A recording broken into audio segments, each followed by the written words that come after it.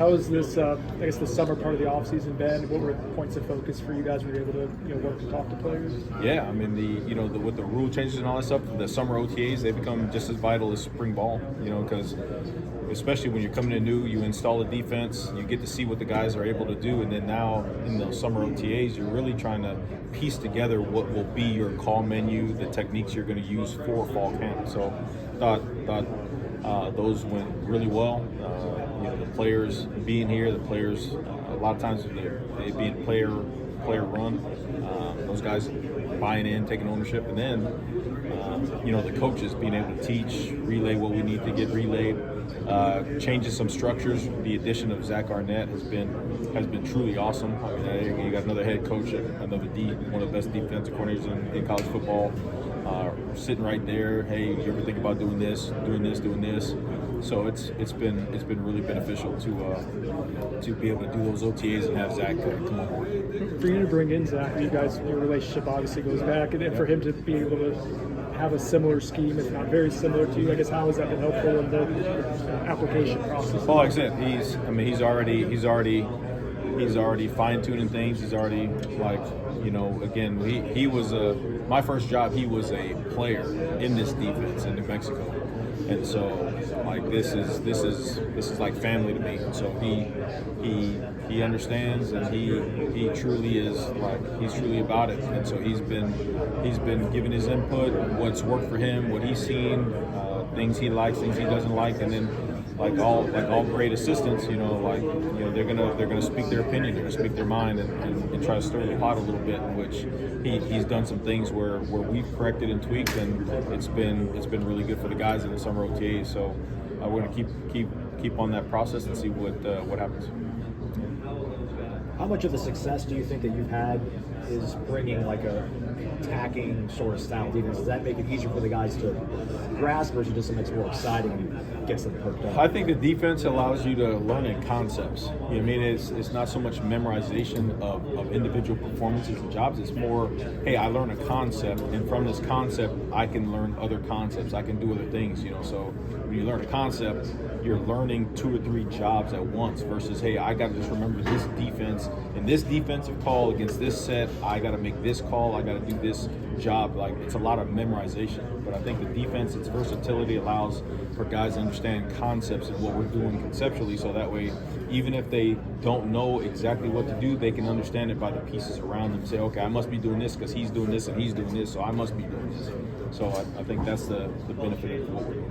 The level of aggression you want out of these guys, you don't want anybody to make mistakes, but can you live with the mistake if the guy's just running fast and getting to the ball? Yeah, you don't have as many freshman All-Americans as I've had the pleasure of coaching if you're afraid to make mistakes. I mean, that's just part of the game. The thing that is not acceptable is repeating those mistakes over and over and over again. You know what I mean? Like with anything, right? You go and do something and you see it and you get it corrected, and then you go out there and let them apply that correction. And then once you do that, the really good players, they know, they understand, and you won't make the same mistake again. So totally not against guys making mistakes. I want them to be free. I want them to play fast, and sometimes you're gonna have to live with some of those things. Turnarounds have been instantaneous everywhere you've been.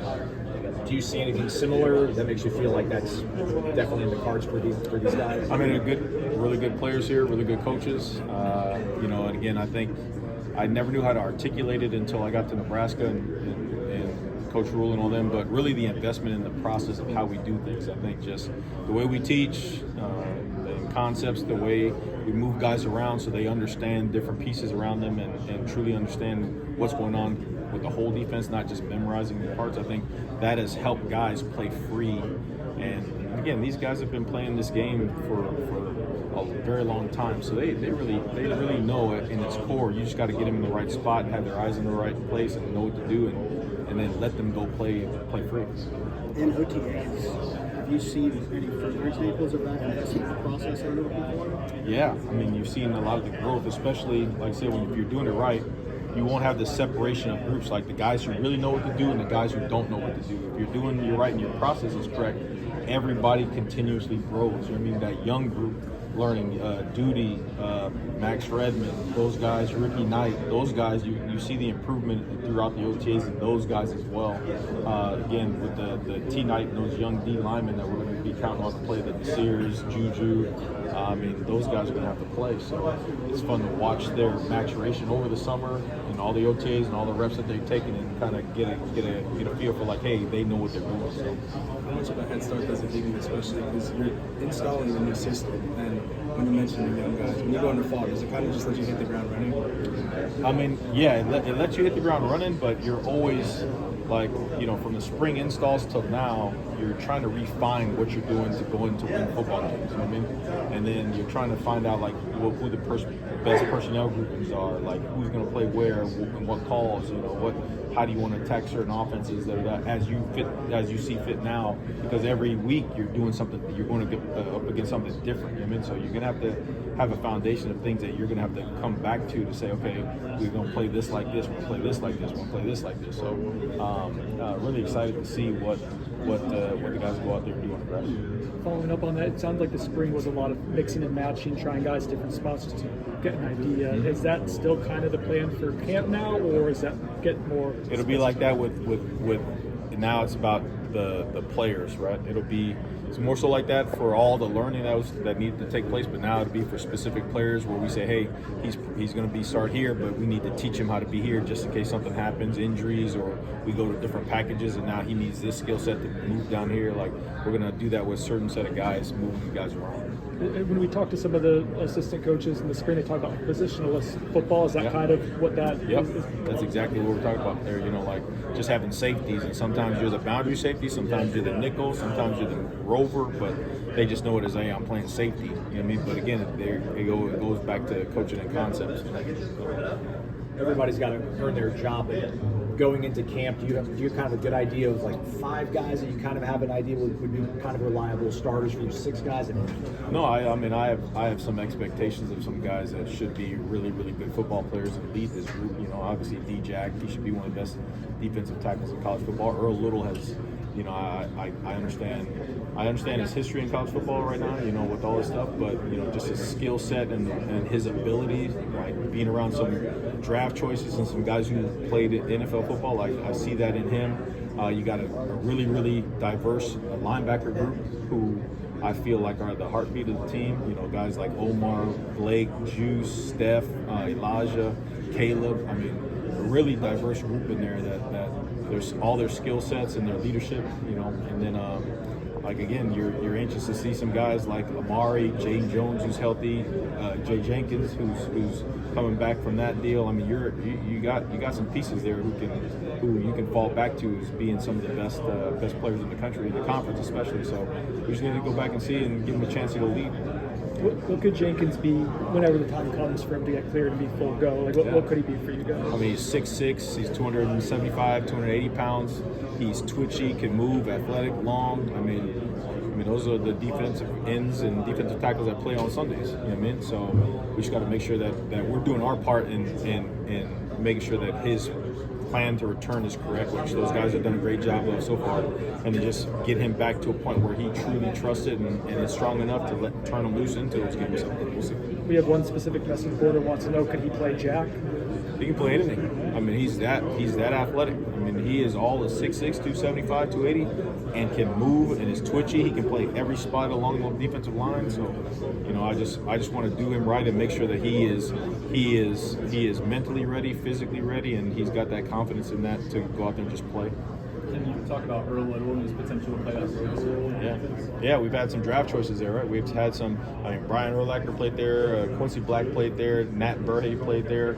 I mean, we've had some successful NFL players play in that position, and Earl is as dynamic as them all. I mean, he is explosive, he's aggressive, he's physical, he's smart. You know, I think the role was built for him. So now it's going to be the process of getting Earl Little to be all of that on the grass when it's needed, you know. And so that's what fall camp is about for guys like him.